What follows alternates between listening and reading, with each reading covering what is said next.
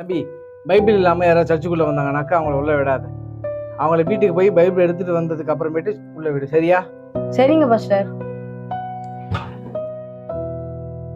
தம்பி நில்லுப்பா, எங்க போற? ஏன்டா பாஸ்டர் வந்து பைபிள் இருந்தாலும் சர்ச்சுக்குள்ள ஒண்ணு சொல்லியிருக்காங்க. அதான் உன் பைபிள் எங்க? இல்லடா, நான் இங்க ஒரு வேலையா வந்தேன், பைபிள் மறந்து வச்சுட்டேன். போன் இருக்கே, போன்லயே பைபிள் இருக்கு, பார்த்து படிச்சுக்கலாம். அதெல்லாம் எனக்கு தெரியாது. வீட்டுக்கு போய் பைபிள் எடுத்துட்டு வா, இல்லைன்னா பாஸ்டர் உள்ள விட மாட்டேன். ஏய் போடா, நான் வீட்டுக்கே போறேன்டா. டேய், உன் பைபிள் எங்கடா? ஏன்டா, என்னடா ஆச்சு?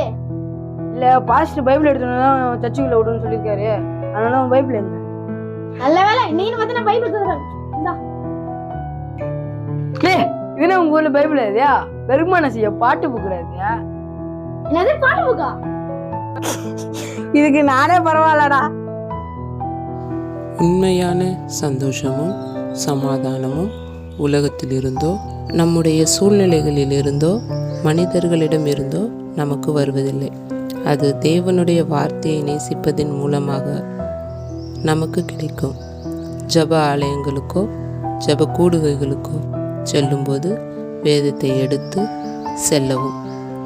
எந்த இடங்களுக்கு சென்றாலும் வேதத்தோடு செல்லவும். அந்த இடங்களில் எல்லாம் வேதத்தை தியானிக்கவும். தேவன் கிருபை தரும்படி இனி வேதத்தின் நினைவு ஒவ்வொருவரையும் பற்றி பிடிக்கும்படியாகவும் வேண்டிக் கொள்கிறோம். ஆமென்.